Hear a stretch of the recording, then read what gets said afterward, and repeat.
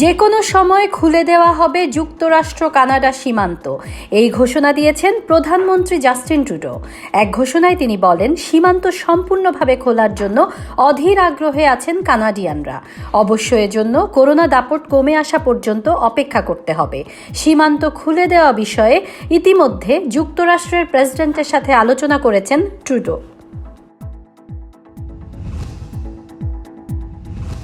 কানাডায় চলতি সপ্তাহে নাটকীয়ভাবে কমে গেছে ভ্যাকসিন সরবরাহ, এ তথ্য জানিয়েছেন স্বাস্থ্য কর্মকর্তারা। তারা বলেন 4.5 লাখ ডোজেরও কম ভ্যাকসিন আসবে এ সপ্তাহে।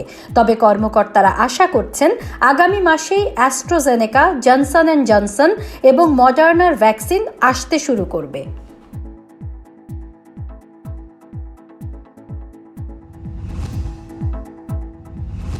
চলতি বছরে বাড়ির দাম কমপক্ষে 16% বাড়বে, এমন পূর্বাভাস কানাডার রিয়েল এস্টেট অ্যাসোসিয়েশনের। সংগঠনটি জানায় একই সাথে বাড়বে বাড়ি বিক্রয়ের পরিমাণ, যা ছাড়াতে পারে 7 লাখ। যদিও আগামী বছর বাড়ি বিক্রয়ের পরিমাণ কিছুটা কমতে পারে।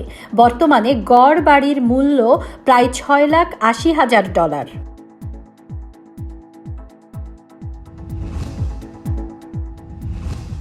বিটকয়েনের দাম সপ্তাহ জুড়ে সর্বোচ্চ $61,000 থাকার পর কিছুটা কমতে শুরু করেছে। ধারণা করা হচ্ছে যুক্তরাষ্ট্রের প্রেসিডেন্ট জো বাইডেনের সাম্প্রতিক কিছু অর্থনৈতিক কর্মসূচির পর দাম কমতে শুরু করেছে এই ক্রিপ্টোকারেন্সির। তবে এখনও গেল বছরের তুলনায় প্রায় দ্বিগুণ দামে বাজারে বিক্রি হচ্ছে বিটকয়েন।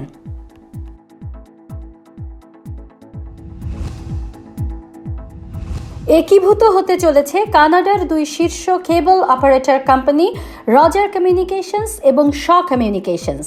$26 বিলিয়ন শ কমিউনিকেশনকে কিনে নেওয়ার ঘোষণা দিয়েছে রজার কমিউনিকেশনস। এ তথ্য নিশ্চিত করেছেন রজার্সের শীর্ষ কর্মকর্তা জো নাটালে। অবশ্য এই ক্রয় বিক্রয়ে বেশ কিছু ফেডারেল এজেন্সির অনুমতির দরকার পড়বে।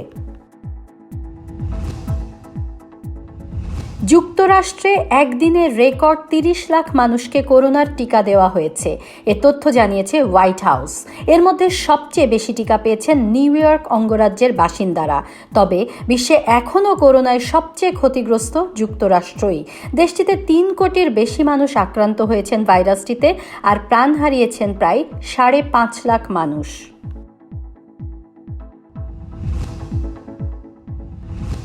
সিরিয়ার রাকা শহরে একটি সামরিক ঘাঁটি নির্মাণ করেছে তুরস্কের সেনাবাহিনী।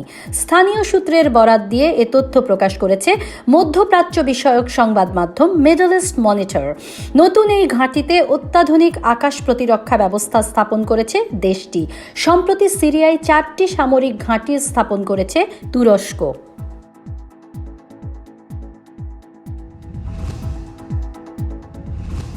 গেল 5 বছরে বিশ্বজুড়ে অস্ত্র বিক্রির পরিমাণ বাড়েনি। স্টকহোম আন্তর্জাতিক শান্তি গবেষণা ইনস্টিটিউট প্রকাশিত এক প্রতিবেদনে জানানো হয়েছে এ তথ্য। বিভিন্ন দেশ নিজস্ব উদ্যোগে অস্ত্র তৈরি বাড়ানোয় আমদানি কমেছে বলে ওই প্রতিবেদনে জানানো হয়েছে। এদিকে বরাবরের মতো এবারও অস্ত্র রপ্তানিতে শীর্ষে যুক্তরাষ্ট্র আর আমদানিতে সৌদি আরব। বিশ্ব চলচ্চিত্রের সবচেয়ে ঐতিহ্যবাহী পুরস্কার অস্কারের 93তম আসরের চূড়ান্ত মনোনয়ন তালিকা ঘোষণা করা হয়েছে। এতে অংশ নেন প্রিয়াঙ্কা চোপড়া ও নিক জোনাস। এবারের তালিকায় নেটফ্লিক্সের ম্যাঙ্ক 10টি ক্যাটাগরিতে মনোনয়ন পেয়ে অস্কারের দৌড়ে সবচেয়ে এগিয়ে আছে। এছাড়া সেরা পরিচালকের তালিকায় জায়গা করে নিয়েছেন 2 নারী পরিচালক। মাত্র 10 সদস্য দল নিয়েই আয়োজিত হতে চলেছে এবারের কোপা আমেরিকা। অংশ নিচ্ছে না ল্যাটিন আমেরিকার বাইরের কোনো দল। এছাড়া কোপা থেকে নাম সরিয়ে নিয়েছে কাতার ও অস্ট্রেলিয়া। গেল বছরের গ্রীষ্মে মাঠে গড়ানোর কথা ছিল প্রতিযোগিতাটির, কিন্তু করোনা ভাইরাসের প্রাদুর্ভাবে তা স্থগিত হয়ে যায়।